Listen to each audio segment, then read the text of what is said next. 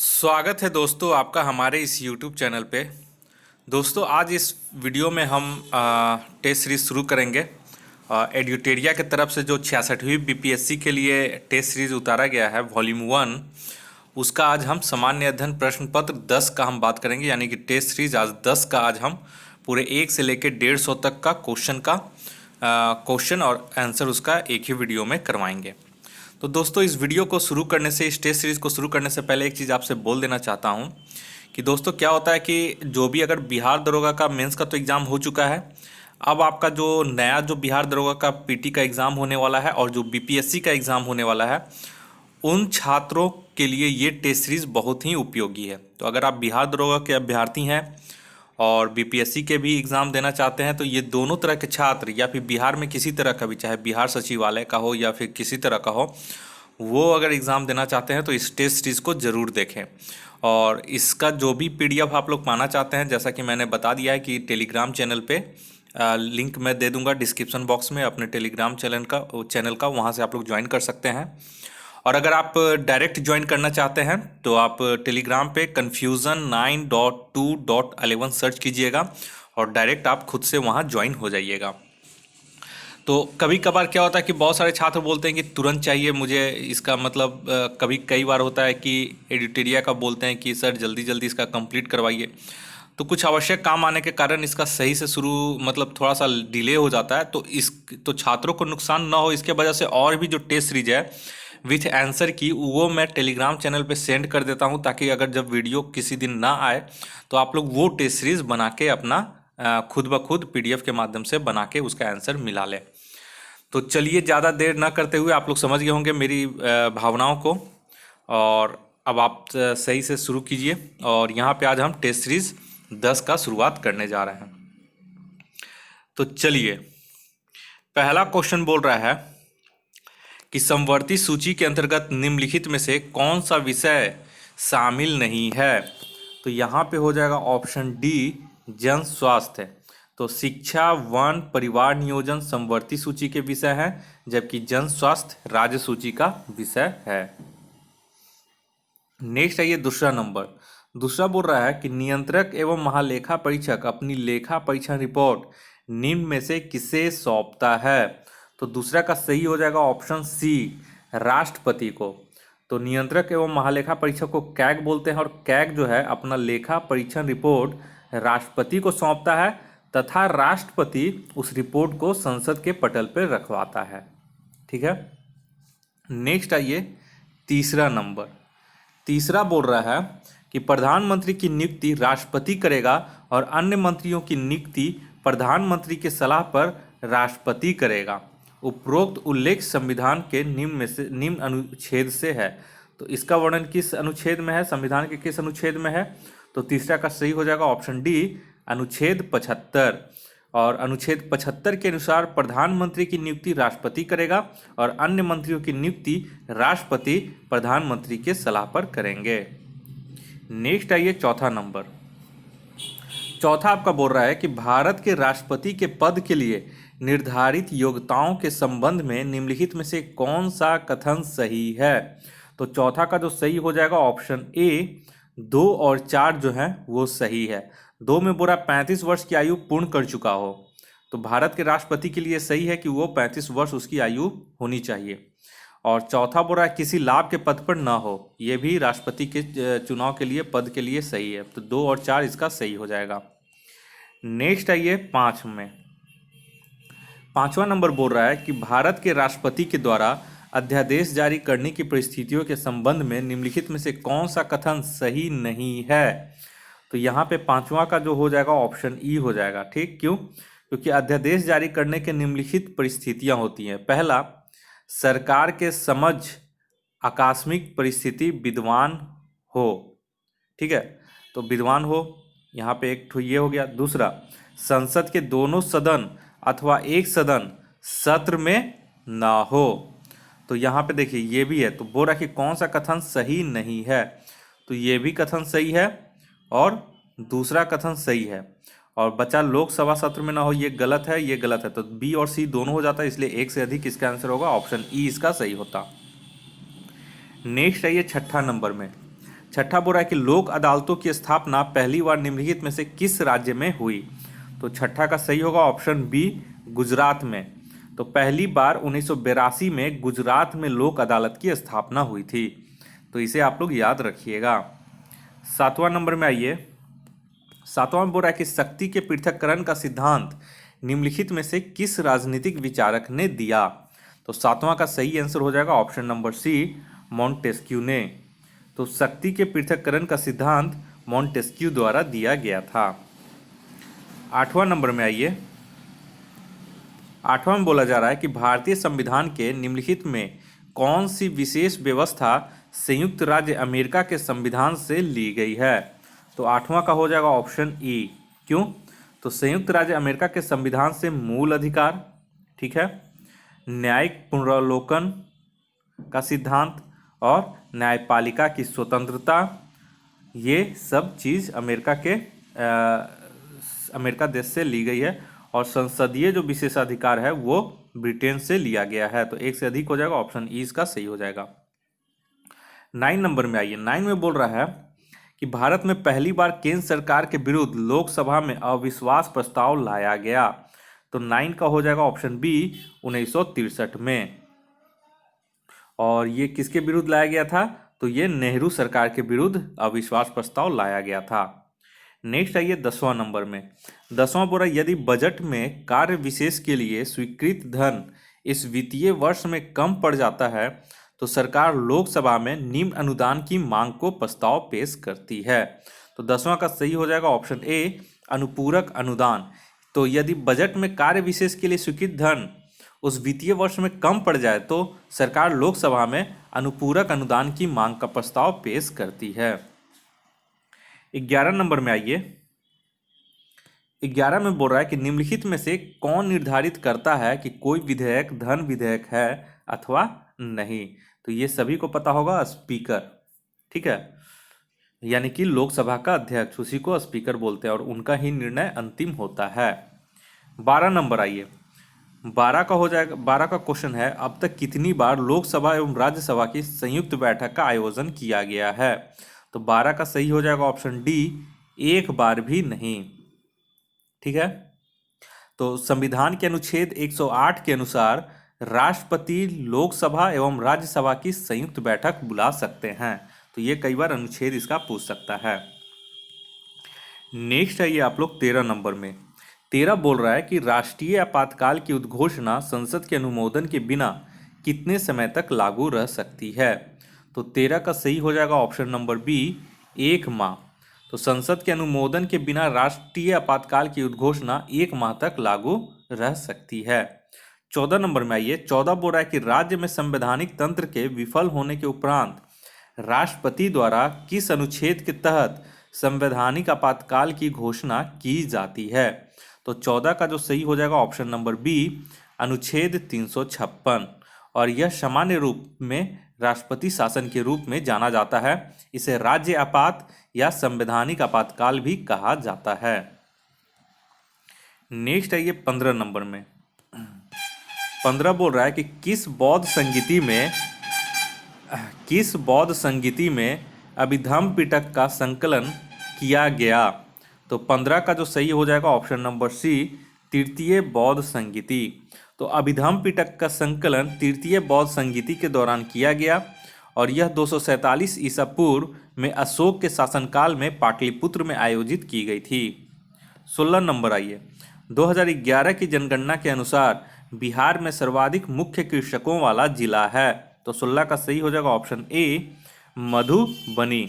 और मधुबनी में करीब करीब 2,90,000 के आसपास इसमें है। और सबसे न्यूनतम अगर पूछेगा कि सबसे न्यूनतम मुख्य कृषक वाला जिला तो वो हो जाएगा मुंगेर, करीब करीब 29,000 के आसपास है। 17 नंबर आइए। 17 में बोल रहा है कि बिहार का न्यूनतम नगरीय जनसंख्या वाला जिला कौन सा है। तो 17 का सही हो जाएगा ऑप्शन नंबर बी, समस्तीपुर। तो बिहार का न्यूनतम नगरीय जनसंख्या प्रतिशत वाला राज्य समस्तीपुर है, 3.5% है।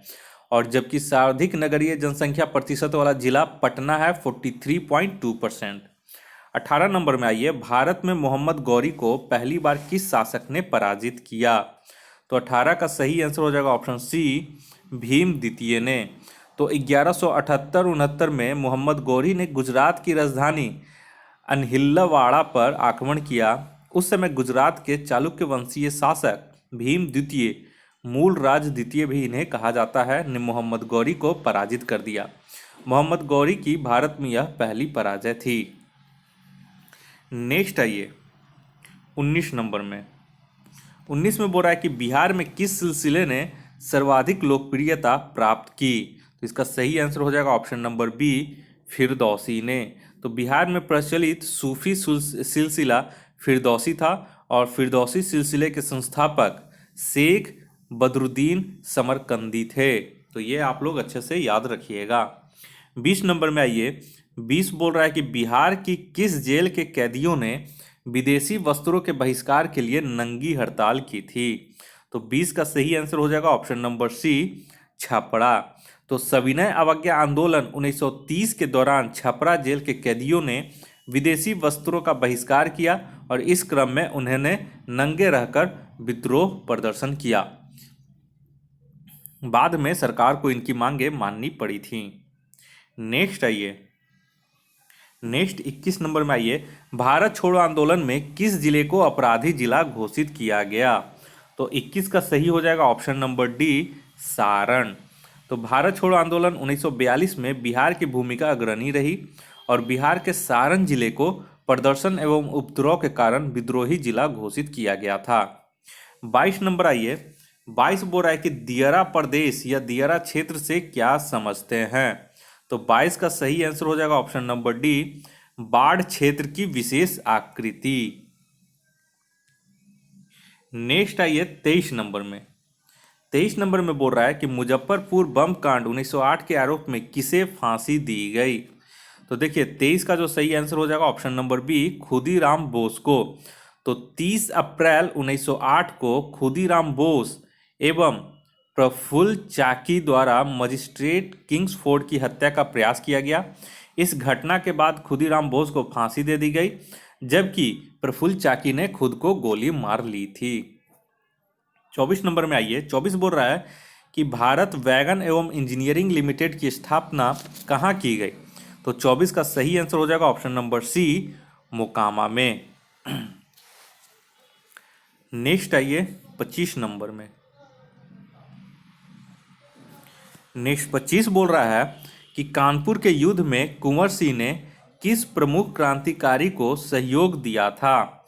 तो 25 का सही हो जाएगा ऑप्शन नंबर सी, नाना साहब को। तो कुंवर सिंह ने नाना साहब के साथ मिलकर दिसंबर 1857 में कानपुर के युद्ध में भाग लिया। हालांकि इस युद्ध में कुंवर सिंह को सफलता नहीं मिली थी, लेकिन उन्होंने विद्रोह जारी रखा था। 26 नंबर आइए, कुशेश्वर शिव मंदिर बिहार के किस जिले में स्थित है? तो 26 का हो जाएगा ऑप्शन ई। क्यों? क्योंकि यह दरभंगा जिले में है, जो कि कोई ऑप्शन में नहीं है। नेक्स्ट आइए 27 नंबर। 27 बोल रहा है कि national institute of virology Pune द्वारा विकसित भारत के पहले स्वदेशी एंटीबॉडी परीक्षण किट का नाम क्या रखा गया है? तो 27 का सही हो जाएगा ऑप्शन बी, इलिशा। नेक्स्ट आइए 28 नंबर में। 28 नंबर बोल रहा है कि हाल ही में नेपाल सरकार द्वारा जारी नए मानचित्र में काला पानी को नेपाली सीमा का क्षेत्र बताया गया है, जो विवाद का विषय बना रहा है। यह काला पानी क्षेत्र किस भारतीय राज्य में स्थित है? तो 28 का सही हो जाएगा आपका ऑप्शन नंबर बी, उत्तराखंड। ठीक है, और ये उत्तराखंड के पिथौरागढ़ जिले में स्थित है। 29 नंबर आइए, 29 में बोल रहा है कि भारत का पहला ई रिसोर्स सेंटर और वर्चुअल कोर्ट किस शहर में शुरू किया गया है? तो 29 का सही हो जाएगा ऑप्शन ए, नागपुर में। तो भारत के मुख्य न्यायाधीश शरद अरविंद बोबड़े के द्वारा नागपुर में न्यायिक अधिकारी प्रशिक्षण संस्थान में भारत के पहले ई रिसोर्स सेंटर न्याय कौशल का उद्घाटन किया गया है। यह रिसोर्स सेंटर न्याय कौशल देश की सभी जिला अदालतों एवं उच्च न्यायालयों और सुप्रीम कोर्ट में मामलों की ई फाइलिंग की सुविधा प्रदान करेगा। 30 नंबर में आइए। 30 नंबर में बोल रहा है कि हाल ही में किस राज्य ने बेरोजगार युवाओं के लिए होप पोर्टल लॉन्च किया है। तो 30 का सही हो जाएगा option number D, Uttarakhand. Uttarakhand सरकार के द्वारा होप, जिसका फुल फॉर्म होता है हेल्पिंग आउट पीपुल एवरीवेयर, का शुभारंभ किया है। इसका उद्देश्य कुशल और अकुशल युवाओं का डेटाबेस बनाना तथा डेटाबेस के आधार पर रोजगार और स्वरोजगार के अवसर उपलब्ध कराना है। 31 नंबर आइए। बोल रहा है 31, हाल ही में चर्चा में रहा नेत्रावली वन्य जीव अभ्यारण्य निम्नलिखित में से किस राज्य में स्थित है। तो नेत्रावली वन्य जीव अभ्यारण्य जो है वो 31 का सही हो जाएगा ऑप्शन ए, गोवा में स्थित है। और यह अभ्यारण्य ब्लैक पैंथर के कारण हाल ही में चर्चा में रहा था। नेक्स्ट आइए। नेक्स्ट बोल रहा है कि बिहार सरकार ने कोरोना के प्रकोप को देखते हुए मंत्री, विधायक व विधान परिषद के वेतन में कितने प्रतिशत की कटौती का फैसला किया है। तो 32 का सही हो जाएगा ऑप्शन नंबर सी, 15%। नेक्स्ट आइए 33 नंबर में। 33 में बोल रहा है कि कर्नाटक के हुबली रेलवे स्टेशन का नाम बदलकर क्या रखा गया है। तो 33 का सही आंसर हो जाएगा option number B, Shri Siddharudha Swami ji railway station. Next आइए 34 नंबर में। 34 में बोल रहा है कि निम्नलिखित में से किस नाटक श्रृंखला ने एमी अवार्ड्स 2020 का खिताब जीता है। तो 34 का सही हो जाएगा option number D, succession. Succession drama series ने एमी अवार्ड 2020 जीता है। 35 नंबर आइए। 35 बोल रहा है निम्नलिखित में से किसे भारतीय दूरसंचार नियामक ट्राई के अध्यक्ष के रूप में नियुक्त किया गया है। तो 35 का सही हो जाएगा option number D, PD Vaghela को। नेक्स्ट आइए 36 नंबर। 36 नंबर बोल रहा है हाल ही में सभी वित्तीय बाजारों को निलंबित करने वाला दुनिया का पहला देश कौन है। तो 36 का सही हो जाएगा option number D, Philippines. Corona virus फैलने के कारण फिलीपींस सभी वित्तीय बाजारों को निलंबित करने वाला पहला देश बना है। 37 नंबर आई। 37 में बोल रहा है कि निम्नलिखित में से किस टीम ने रणजी ट्रॉफी 2020 का खिताब जीता है। इसे याद रखिएगा ऑप्शन नंबर डी, सौराष्ट्र। और यह खिताब सौराष्ट्र ने बंगाल को हराकर जीता है और यह सौराष्ट्र की पहली रणजी ट्रॉफी का खिताब भी है। इस वजह से यह इंपॉर्टेंट क्वेश्चन हो जाता है। नेक्स्ट आइए 38 नंबर। 38 बोल रहा है कि अंतर्राष्ट्रीय ऊर्जा एजेंसी द्वारा प्रकाशित नवीनतम विश्व ऊर्जा आंकड़े के अनुसार विश्व में बिजली उत्पादन के मामले में भारत का क्या स्थान है। तो 38 का सही हो जाएगा ऑप्शन नंबर बी, तृतीय। तो इंटरनेशनल एनर्जी एजेंसी IEA द्वारा प्रकाशित रिपोर्ट के अनुसार भारत बिजली उत्पादन में तीसरे स्थान पर, ठीक ना, तीसरे स्थान पर है और 1497 टेरावाट विद्युत उत्पादन के साथ भारत अमेरिका एवं चीन के बाद दुनिया का तीसरा सबसे बड़ा विद्युत उत्पादक देश है। तो अगर पहला पूछेगा अमेरिका, दूसरा पूछेगा चीन और तीसरा पूछेगा तो भारत। नेक्स्ट आइए 39 नंबर। 39 नंबर में महिला उद्यमिता को प्रोत्साहित करने के लिए किस सोशल प्लेटफॉर्म ने प्रगति पहल की शुरुआत की है। तो 39 का सही हो जाएगा ऑप्शन नंबर सी, फेसबुक द्वारा। नेक्स्ट आइए 40 नंबर। 40 बोल रहा है यूनिसेफ द्वारा हाल ही में जारी एक रिपोर्ट के अनुसार किस एशियाई देश में बाल कुपोषण तेजी से घटा है। तो 40 का सही हो जाएगा ऑप्शन नंबर बी, बांग्लादेश। 2013 में जहां कुपोषण की दर 42% थी, वहीं 2019 में बांग्लादेश में यह घटकर 28% रह गई है। नेक्स्ट आइए 41 नंबर में। 41 बोल रहा है हाल ही में विश्व आर्थिक मंच द्वारा जारी ग्लोबल सोशल मोबिलिटी इंडेक्स 2020 में भारत का क्या स्थान है। तो 41 का सही हो जाएगा ऑप्शन नंबर डी, 76वां। और यहाँ इसमें से 82 देशों को शामिल किया गया था जिसमें भारत का स्थान 76वां है। नेक्स्ट आइए 42 नंबर। 42 बोल रहा है कि हाल ही में टेस्ट क्रिकेट में हैट्रिक बनाने वाला सबसे युवा क्रिकेटर कौन है। तो 42 का जो सही हो जाएगा option number D, Naseem Shah, ठीक है। 43 नंबर आइए। 43 बोल रहा है केंद्रीय वित्त मंत्री निर्मला सीतारमण ने वर्ष 2024 तक देश में कितने नए एयरपोर्ट बनाने की घोषणा की है? तो 43 का सही हो जाएगा ऑप्शन नंबर सी, 100। और नेक्स्ट आइए 44 नंबर में, ठीक है। 44 बोल रहा है कि पूर्व केंद्रीय मंत्री जसवंत सिंह, जिनका हाल ही में निधन हो गया, निम्नलिखित में से किस विभाग के मंत्री रह चुके हैं?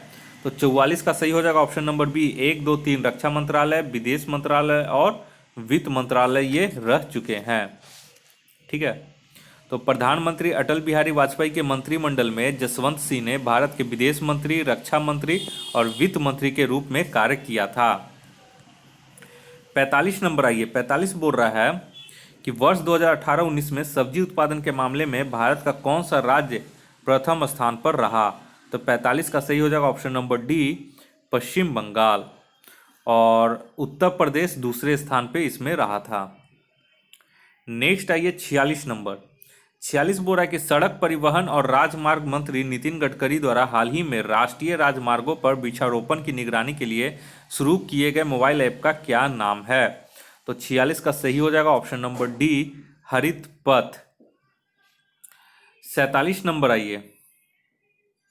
47 बोल रहा है कि ऑपरेशन ट्विस्ट निम्नलिखित में से किसकी पहल है? तो ये 47 का सही हो जाएगा ऑप्शन नंबर ए, आरबीआई। और इससे लंबी अवधि वाले लोन पर इंटरेस्ट रेट घटता है और कम अवधि वाले लोन पर इंटरेस्ट रेट बढ़ता है, और यह एक मौद्रिक नीति के तहत ये है।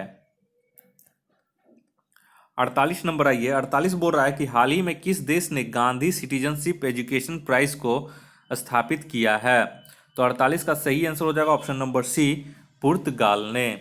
तो गांधी जी के 125वीं जयंती पर पुर्तगाल ने गांधी सिटीजनशिप एजुकेशन पुरस्कार की घोषणा की है। 49 नंबर आइए।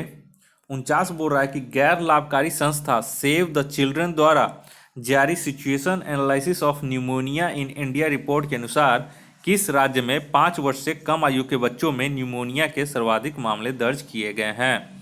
तो 49 का सही हो जाएगा ऑप्शन नंबर सी, मध्य प्रदेश। और बिहार में 5 वर्ष से कम आयु के बच्चों में न्यूमोनिया के सर्वाधिक मामले 18.2% दर्ज किए गए हैं, और उससे भी ज़्यादा आपका मध्य प्रदेश में यहाँ पे है। नेक्स्ट आइए 50 नंबर में। 50 बोल रहा है कि सितंबर 2020 में हरियाली सुनिश्चित करने और पर्यावरण की रक्षा के लिए निम्न में से किस राज्य ने आई रखवाली ऐप का शुरुआत किया है? तो 50 का सही हो जाएगा ऑप्शन नंबर ए, पंजाब। सितंबर 2020 में पंजाब सरकार द्वारा हरियाली सुनिश्चित करने के लिए पर्यावरण की रक्षा के लिए आई रखवाली ऐप को शुरू किया है। नेक्स्ट आइए 51 नंबर में। नेक्स्ट आइए 51 नंबर में। 51 नंबर बोल रहा है कि यूनेस्को द्वारा किस शहर को क्रिएटिव सिटी ऑफ गैस्ट्रोनॉमी का खिताब दिया गया है? तो 51 का सही आंसर हो जाएगा ऑप्शन नंबर बी, हैदराबाद को। नेक्स्ट आइए 52 नंबर में। 52 बोल रहा है कि हाल ही में किन 2 देशों के बीच रोअर ऑफ द सी नौसैनिक अभ्यास किया गया? तो रोअर ऑफ द सी नौसैनिक अभ्यास आपका 52 का हो जाएगा ए, भारत और कतर के बीच किया गया। नेक्स्ट आइए 53 नंबर में। 53 बोल रहा है कि हाल ही में किस आइवरी कोस्ट के प्रधानमंत्री के रूप में चुना गया है? तो आइवरी कोस्ट के प्रधानमंत्री कौन है? तो इसका हो जाएगा 53 का option number D, Hamid बाकायोको। Next आइए 54 नंबर। 54 नंबर बोल रहा है कि वर्ष 2026 में 25वें शीतकालीन ओलंपिक खेलों का आयोजन कहाँ किया जाएगा? तो 54 का सही हो जाएगा ऑप्शन नंबर डी, मिलान में। और यह होगा इटली के मिलान शहर में, ठीक है, तथा कोर्टिना डिएम्पेजो में किया जाएगा। मतलब इटली का ये शहर है मिलान, और कोर्टिना डिएम्पेजो वहीं किया जाएगा। तो अगर मिलान ना दे करके या फिर कोई और देश दे दे, ठीक है, इटली दे देता तो इटली यहाँ पे आप लोग याद रखिएगा। मिलान जो है इटली का ही एक शहर है। नेक्स्ट आइए 55 नंबर में। 55 नंबर बोल रहा है कि माई सिडिशियस हर्ट पुस्तक के लेखक लेखिका कौन है? तो 55 का सही हो जाएगा ऑप्शन नंबर सी, अरुंधति राय। नेक्स्ट आइए 56 नंबर बोला भारत और किस देश ने 2025 तक द्विपक्षीय व्यापार 50 बिलियन डॉलर तक पहुंचाने का लक्ष्य रखा है। तो 56 का सही हो जाएगा ऑप्शन नंबर डी, इंडोनेशिया ने। नेक्स्ट आइए 57 में। 57 बोल रहा है कि यांत्रिक ऊर्जा का एसआई इकाई क्या होता है। तो 57 का सही हो जाएगा ऑप्शन ए, जूल। गतिज ऊर्जा और स्थितिज ऊर्जा के योग को ही यांत्रिक ऊर्जा कहा जाता है। यानी कि स्थितिज ऊर्जा mgh, गतिज ऊर्जा हाफ mv² हो गया। तो इन दोनों का योग जो होगा वो यांत्रिक ऊर्जा कहलाता है। 58 आइए। 58 बोल रहा है कि किसी निश्चित तापमान पर सभी गैसों के अणुओं के लिए निम्नलिखित में से कौन सी भौतिक राशि समान होती है। तो 58 का जो सही हो जाएगा ऑप्शन नंबर सी, गतिज ऊर्जा। गैसों के गतिज सिद्धांत के अनुसार एक निश्चित तापमान पर सभी गैसों के अणुओं के लिए एक ही औसत गतिज ऊर्जा होती है। 59 आइए। 59 में बोला कि आधुनिक ऑटोमोबाइल के बाहरी व्यू मिरर को चेतावनी के साथ चिन्हित किया जाता है। किस दर्पण में वस्तुएं दिखाई देने की तुलना में करीब होती हैं, ऐसे दर्पण हैं। तो 59 का जो सही हो जाएगा ऑप्शन नंबर डी, उत्तल दर्पण। नेक्स्ट आइए 60 नंबर। 60 बोल रहा है कि निष्क्रिय नाइट्रोजन और ऑर्गन गैसों का उपयोग आमतौर पर बिजली के बल्बों में किया जाता है। तो क्यों? तो 60 का सही हो जाएगा ऑप्शन नंबर बी, प्रकाश तंतु के जीवन को बढ़ाने के लिए। नेक्स्ट आइए 61 नंबर में। 61 बोल रहा है कि एक मोबाइल फ़ोन चार्जर है। क्या है चार्जर? तो 61 का सही हो जाएगा ऑप्शन नंबर सी, एक स्टेप डाउन ट्रांसफार्मर। तो एक मोबाइल फ़ोन चार्जर मूल रूप से एक स्टेप डाउन ट्रांसफार्मर है। यह उच्च वोल्टेज को कम वोल्टेज में परिवर्तित करता है। 62 नंबर आइए। निम्नलिखित में से किस राशि का कोई मात्रक नहीं है। तो 62 का सही हो जाएगा ऑप्शन ई। क्यों? क्योंकि देखिए यहाँ पे आपेक्षिक घनत्व इसका भी कोई मात्रक नहीं है, विकृति इसका भी कोई मात्रक नहीं है, इसलिए एक से अधिक हो जाएगा, इसलिए ऑप्शन ई इसका सही हो जाएगा। 63 नंबर में आइए। 63 में बोल रहा है कि किसी उपग्रह के कक्षीय चाल किन पर निर्भर नहीं करती है। ठीक है, तो इसका सही हो जाएगा 63 का ऑप्शन नंबर ए, इसके द्रव्यमान पर। 64 नंबर में आइए। ट्रांसफार्मर एक प्रकार का उपकरण है जो, इसका सही हो जाएगा, देख लेते हैं। 64 का सही हो जाएगा ऑप्शन नंबर सी, 2 और 3 वोल्टेज बढ़ाता है और वोल्टेज कम करता है। ये दोनों काम ट्रांसफार्मर का है, तो इसका सही आंसर सी हो जाएगा। 65 में आइए। 65 बोल रहा है कि किस प्रक्रिया में गैस सीधे ही ठोस वस्तु में परिवर्तित हो जाती है। तो 65 का सही हो जाएगा ऑप्शन नंबर बी, डिपोजिशन। और डिपोजिशन वह प्रक्रिया है जिसके द्वारा कोई पदार्थ गैस अवस्था से सीधे ठोस अवस्था में परिवर्तित हो जाती है। नेक्स्ट आइए 66 नंबर में। 66 बोल रहा है कि निम्नलिखित में से कौन सा ईंधन गैस वेल्डिंग में उपयोग किया जाता है। तो 66 का सही हो जाएगा ऑप्शन नंबर डी, एसिटिलीन। तो गैस वेल्डिंग में एसिटिलीन गैस का उपयोग किया जाता है। 67 आइए। 67 बोल रहा है आधुनिक आवर्त सारणी के 5वें आवर्त में कुल तत्वों की संख्या कितनी है। तो 67 का सही हो जाएगा ऑप्शन नंबर सी, 18।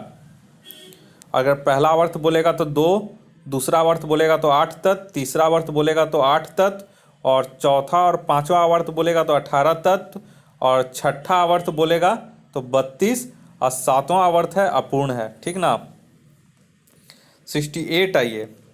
68 में बोला कि वस्तु की मात्रा बदलने पर निम्न में से क्या परिवर्तित रहता है। तो 68 का सही हो जाएगा ऑप्शन नंबर बी, घनत्व। तो वस्तु की मात्रा बदलने पर वस्तु का आयतन, भार तथा द्रव्यमान तीनों बदल जाते हैं, लेकिन घनत्व जो है वो अपरिवर्तित रहता है। तो 68 आपका इंपॉर्टेंट क्वेश्चन है, इसे नोट कर लीजिएगा।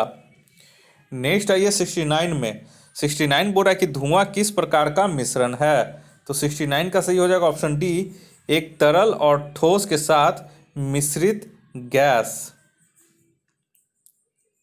नेक्स्ट आइए 70 नंबर में। 70 बोल रहा है कि वे तत्व कौन से हैं जो कमरे के तापमान और मानक दाब पर तरल होते हैं। तो 70 का सही हो जाएगा ऑप्शन सी, क्लोरीन। देखिए, ब्रोमीन और पारा कमरे के तापमान और मानक दाब पर तरल होते हैं, और क्लोरीन जो है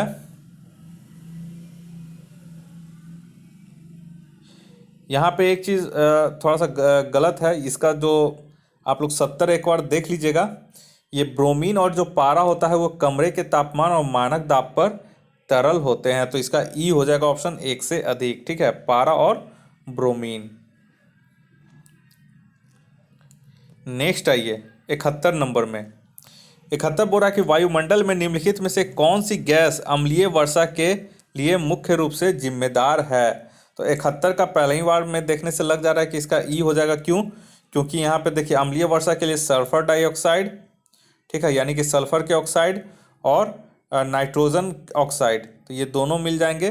तो ये ऑप्शन ई एक ही बार में समझ में आ गया कि ई हो जाएगा एक से अधिक। नेक्स्ट है ये 72 नंबर में। 72 बोल रहा है कि बुलेट प्रूफ सामग्री बनाने के लिए निम्नलिखित पॉलीमर में से किसका उपयोग किया जाता है। तो 72 का सही हो जाएगा ऑप्शन नंबर सी, पॉलीएथिलीन।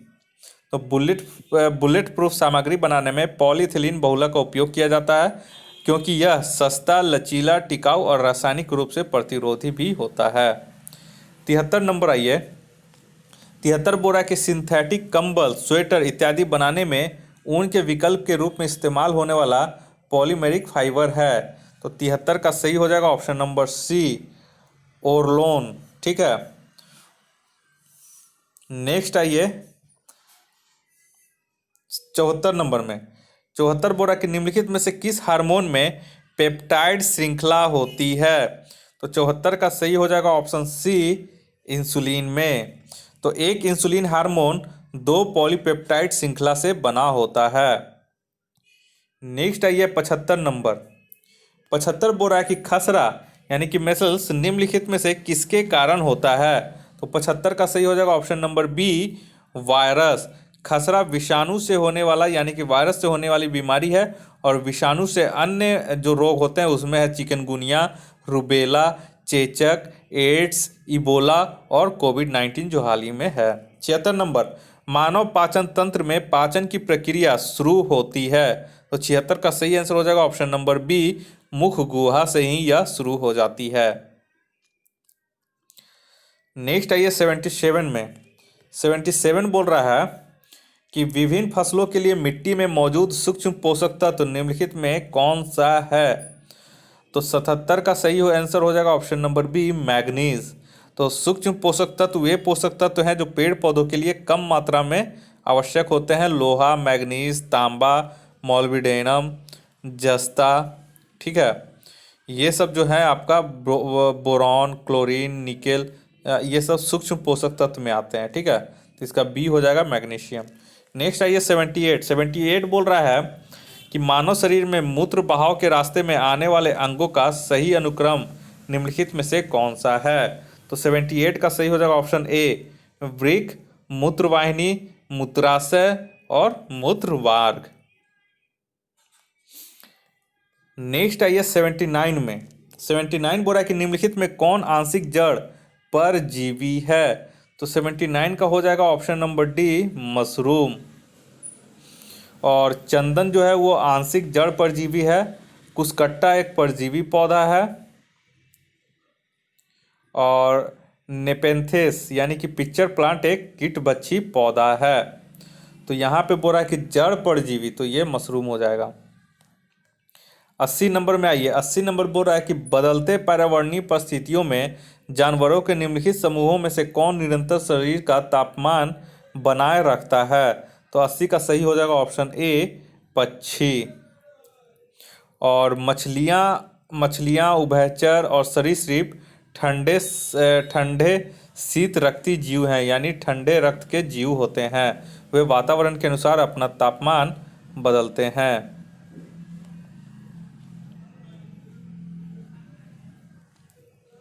नेक्स्ट आइए 21 नंबर। 21 मिलान करना है ग्रंथि और हार्मोन दिया हुआ है, ठीक है।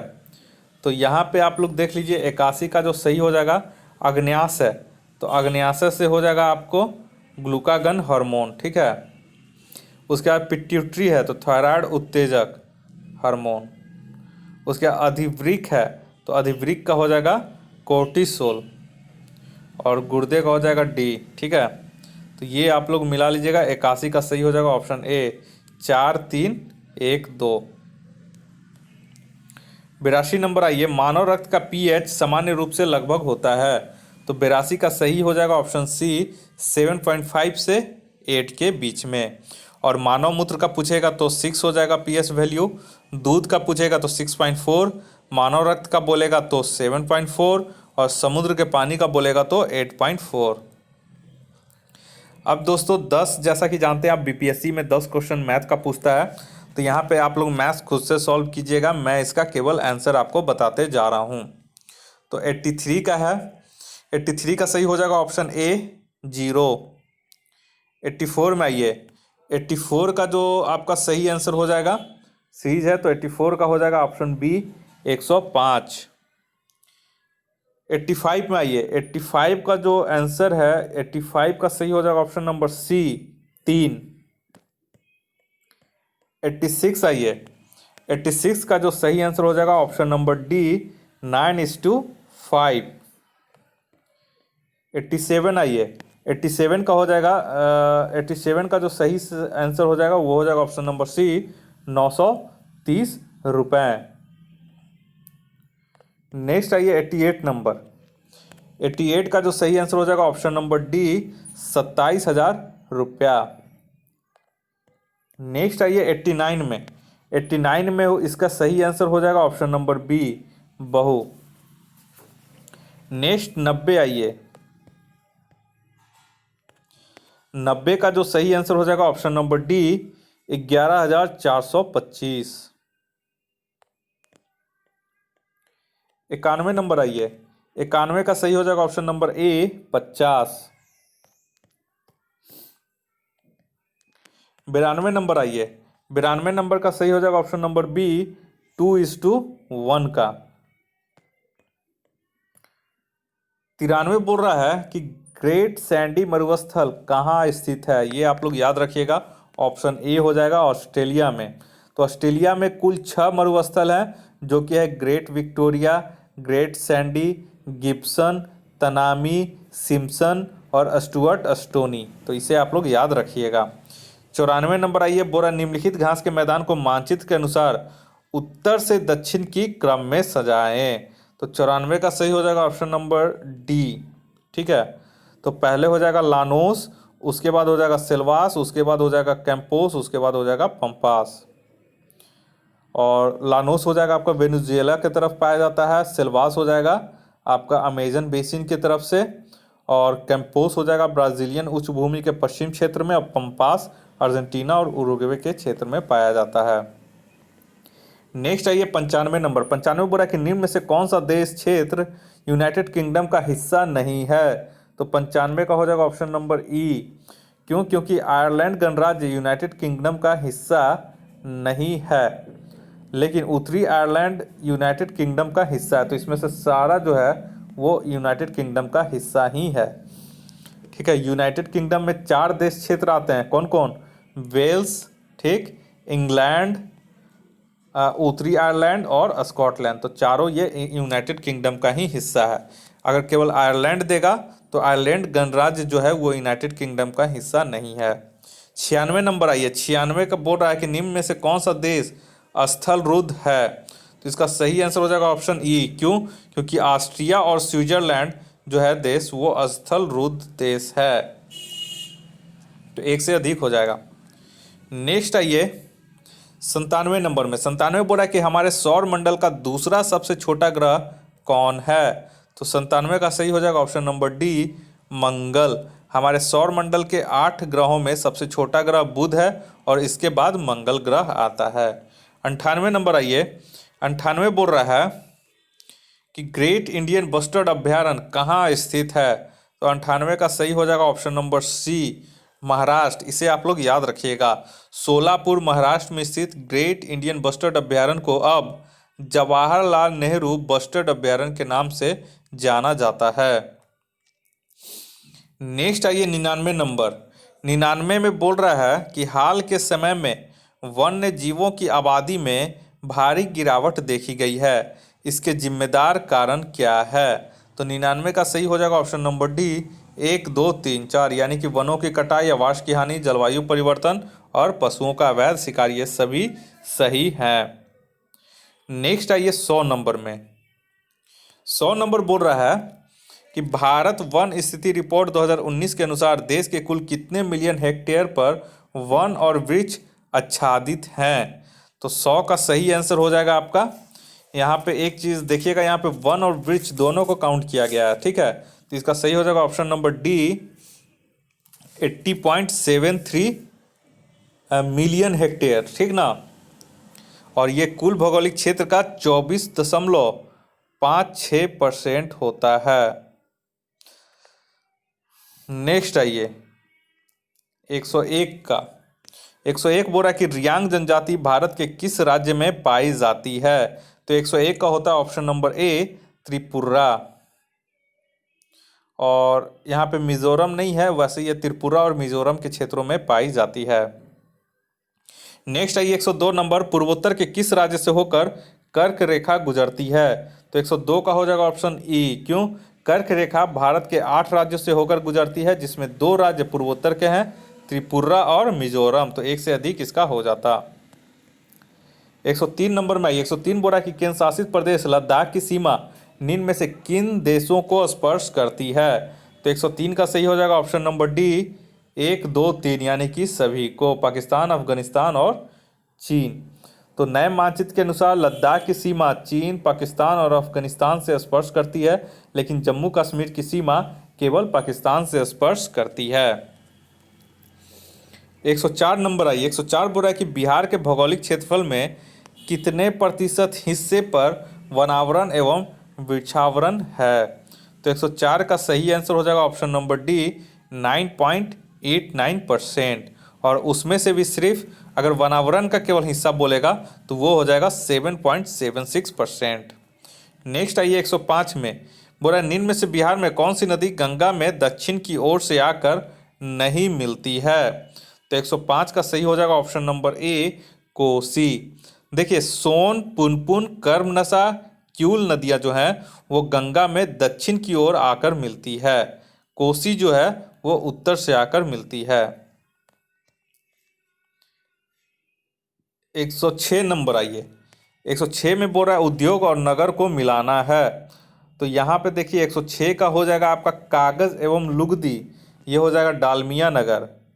सिगरेट का अगर बोलेगा तो ही तिलबारपुर, और प्लाईवुड का अगर बोलेगा तो हाजीपुर, यानी आमने सामने का, ये सही है। 1, 2, 3, 4, ऑप्शन 20 का सही हो जाएगा। नेक्स्ट आइए 107 नंबर में। बोला कि कुल्लू घाटी किन पर्वत श्रेणी के बीच अवस्थित है? तो 107 का सही हो जाएगा ऑप्शन नंबर सी, धौलाधार और पीर पंजाल के बीच जो है वो कुल्लू घाटी हिमाचल प्रदेश में स्थित है। 108 नंबर आइए। 108 बोला कि गुप्त वंश का प्रमाण किस पौराणिक ग्रंथ से प्राप्त होता है? तो 108 का सही हो जाएगा ऑप्शन नंबर ए, वायु पुराण। और आंध्र सातवाहन का पूछेगा तो मत्स्य पुराण, और अगर मौर्य वंश का पूछेगा तो विष्णु पुराण। इसे आप लोग इंपॉर्टेंट कर लीजिए, नोट कर लीजिए। 109 नंबर आइए। 109 बोल रहा है कि सिंधु सभ्यता का बंदरगाह नगर था। तो 109 का हो जाएगा ऑप्शन ई। क्यों? क्योंकि लोथर और सूरकोटदा दोनों बंदरगाह थे, तो एक से अधिक हो जाता। 110 नंबर आइए। 110 बोल रहा है कि उत्तर वैदिक काल में वेद विरोधी और ब्राह्मण विरोधी धार्मिक अध्यापकों को किस नाम से जाना जाता है? तो 110 का सही हो जाएगा ऑप्शन नंबर बी, श्रमण। 111 आइए। 111 में बोल रहा है कि बौद्ध ग्रंथों में पीटकों की रचना निम्नलिखित में से किस भाषा में की गई थी? तो 111 का सही हो जाएगा ऑप्शन नंबर बी, पाली भाषा में की गई थी। 112 नंबर आइए। 112 बोला अशोक के द्वारा स्थापित शिलालेख कहाँ से नहीं मिले हैं? तो 112 का सही आंसर हो जाएगा ऑप्शन नंबर सी, पाटलिपुत्र से। अशोक के शिलालेख नहीं मिले हैं, बाकी सभी जगह से यहाँ पे ऑप्शन जो दिया गया उससे मिले गए थे। 113 ये काल में प्रचलित मुद्रा किस धातु के बने थे? तो 113 का सही हो जाएगा ऑप्शन नंबर डी, पोटीन के। यहाँ प्रोटीन नहीं है, पोटीन है। पोटीन की बनी मुद्रा सातवाहन काल में प्रचलित थी। 114 ये चंद्रगुप्त प्रथम ने गुप्त संबंध का आरंभ किस उपलक्ष्य में किया? तो 114 का सही हो जाएगा ऑप्शन ए, अपना राज्यारोहण के स्मारक के रूप में। और यह गुप्त संबंध की शुरुआत 319 ईस्वी में की गई थी। नेक्स्ट आइए 115 नंबर। 115 बोल रहा है वह अंतिम बौद्ध शासक जो संस्कृत का महान विद्वान व लेखक था। तो 115 का हो जाएगा option number D, Harshvardhan. Harshvardhan अंतिम बौद्ध शासक था जो संस्कृत का महान विद्वान एवं लेखक था। 116 ये निम्न में से किस क्षेत्र में रैयतवाड़ी बंदोबस्त लागू की गई थी? तो 116 का सही हो जाएगा ऑप्शन ई। क्यों? क्योंकि बम्बई और मद्रास के क्षेत्र में यह लागू की गई थी, तो एक से अधिक हो जाता। नेक्स्ट है ये 117 नंबर। भगत जवाहर मल ने किस विद्रोह आंदोलन का नेतृत्व किया था? तो 117 का सही हो जाएगा ऑप्शन नंबर डी, कूका विद्रोह। तो भगत जवाहर मल ने कूका विद्रोह का नेतृत्व किया था और यह पश्चिमी पंजाब में कूका विद्रोह की शुरुआत भगत जवाहर मल एवं उनके शिष्य बालक सिंह ने नेतृत्व के रूप में ये कूका विद्रोह हुआ था। तो कहाँ हुआ था पूछ देगा, तो पश्चिमी पंजाब में। 118 सर्वप्रथम स्वराज शब्द का प्रयोग किसने किया? तो 118 का सही हो जाएगा option number C, Dayanand Saraswati ने।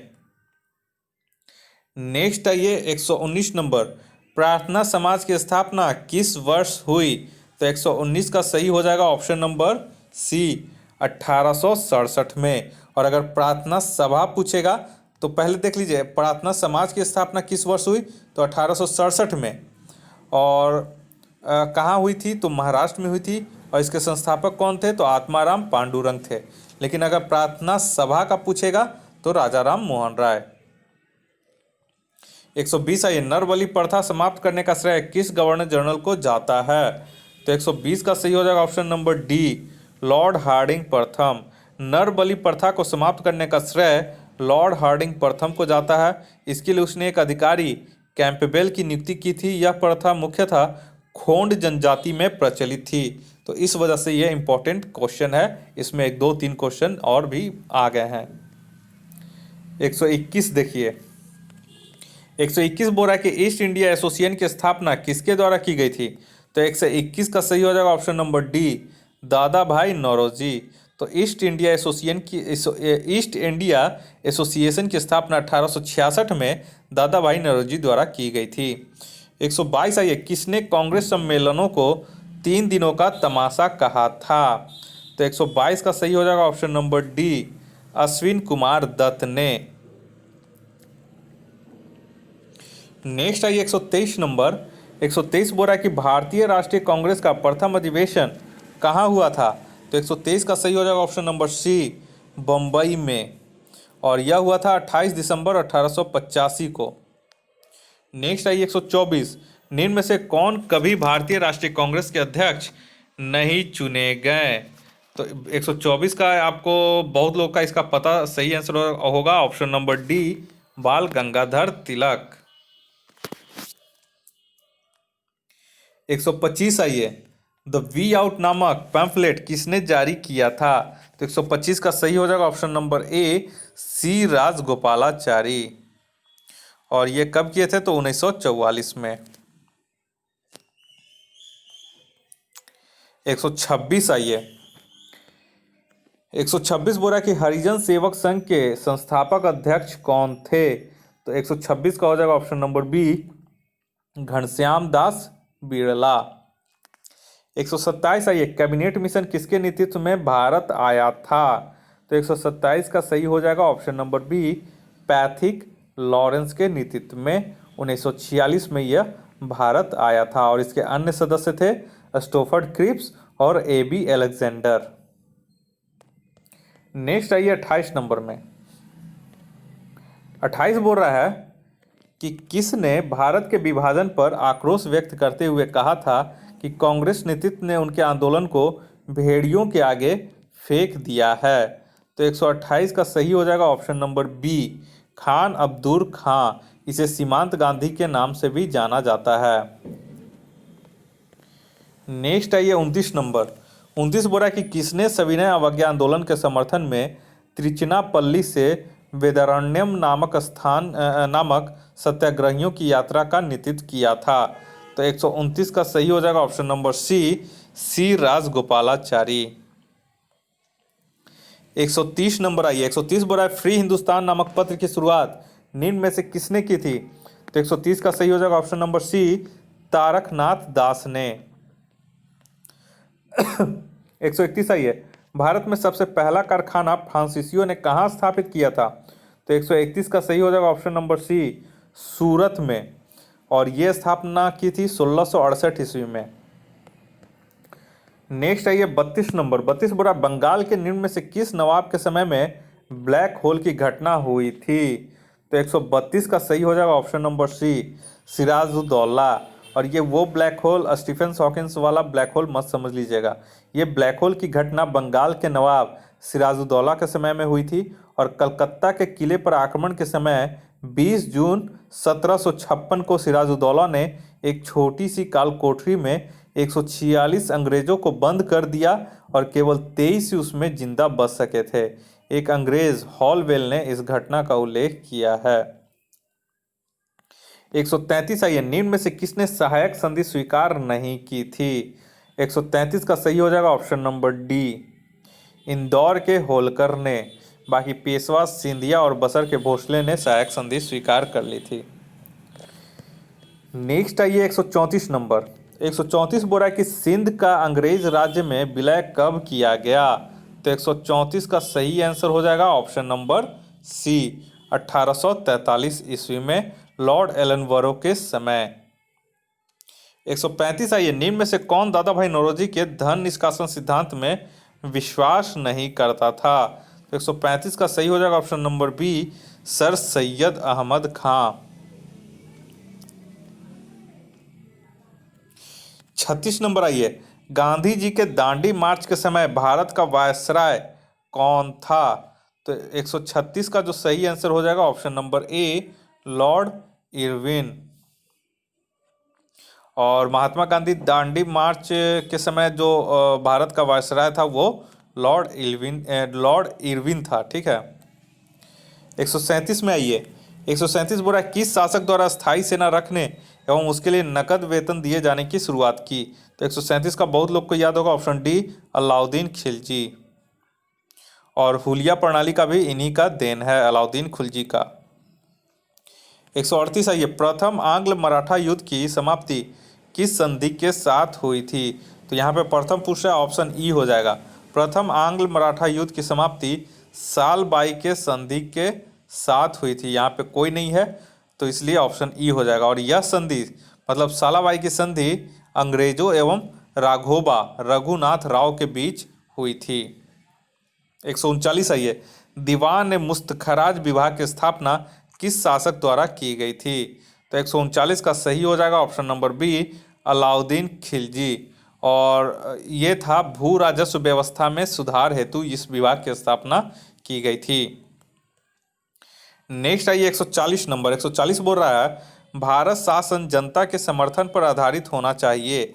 दिल्ली सल्तनत में सर्वप्रथम इस सिद्धांत का प्रतिपादन किया था। तो किसने किया था? तो 140 का सही आंसर हो जाएगा ऑप्शन सी, जलालुद्दीन खिलजी।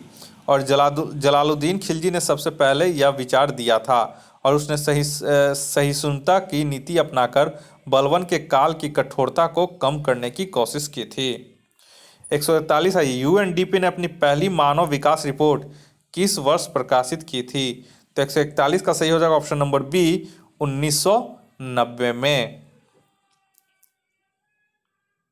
और मानव विकास सूचकांक विकसित करने वाले दल का नेतृत्व महबूब उल हक और इंगे कॉल ने किया था। ठीक है। अब महबूब उल हक एक बार देख लीजिएगा, शायद पाकिस्तान के थे। ठीक है। 142 में आइए। 142 बोला राष्ट्रीय खाद्य सुरक्षा मिशन NFSM की शुरुआत किस वर्ष की गई थी? तो ये तो बहुत बार पूछा गया है और बहुत लोगों को याद भी होगा। ऑप्शन ए, यहाँ पे ऑप्शन ए हो जाएगा 2007 में। 142 आइए, निम्न में कौन मौद्रिक नीति का गुणात्मक उपकरण नहीं है? तो 143 का सही हो जाएगा ऑप्शन डी, खुले बाजार की क्रिया। और खुले बाजार की क्रिया मौद्रिक नीति का गुणात्मक उपकरण नहीं है, यह मौद्रिक नीति का मात्रात्मक उपकरण है। 144 में आइए, 144 बोल रहा है कि भारत सरकार की राजकोषीय नीति के अंतर्गत निम्नलिखित से संबंधित नीतियां शामिल होती हैं। तो 144 का सही हो जाएगा ऑप्शन डी, 1, 2, 3, 4, यानी कि ये सभी हो जाएंगे। नेक्स्ट आइए 145 में, 145 बोल रहा है वैश्विक वित्तीय स्थिरता रिपोर्ट कौन जारी करता है? तो 145 का सही आंसर हो जाएगा ऑप्शन नंबर डी, अंतर्राष्ट्रीय मुद्रा कोष, जिसको IMF बोलते हैं, इंटरनेशनल मॉनेटरी फंड। नेक्स्ट आइए 146, 146 बोला कि गरीबी उन्मूलन का नारा किस पंचवर्षीय योजना में दिया गया? तो 146 का सही हो जाएगा ऑप्शन नंबर डी, छठी पंचवर्षीय योजना 1980 से 1985 में गरीबी हटाओ का नारा दिया गया था। यहाँ यह ध्यान देने योग्य आवश्यक है कि पांचवी पंचवर्षीय योजना 1974 से 1969 में गरीबी उन्मूलन पर बल दिया गया था, लेकिन गरीबी हटाओ का नारा नहीं दिया गया था। 147 है, निम्न में से क्या राजस्व व्यय के अंतर्गत शामिल नहीं होता है? तो यहाँ पे नहीं पूछ रहा है, तो 147 का हो जाएगा ऑप्शन डी, 1, 3, 4। तो यानी ब्याज भुगतान, सब्सिडी और राज्य के अनुदान राजस्व व्यय के अंतर्गत शामिल नहीं होता है। ये इंपॉर्टेंट क्वेश्चन है, आप लोग इसे नोट कर लीजिएगा। और ऋण भुगतान जो होता है वो पूंजीगत व्यय के अंतर्गत आता है। नेक्स्ट आइए 148 नंबर, 148 बोल रहा है निम्नलिखित में से किसे अंतर्राष्ट्रीय करेंसी के रूप में कागजी स्वर्ण के नाम से जाना जाता है?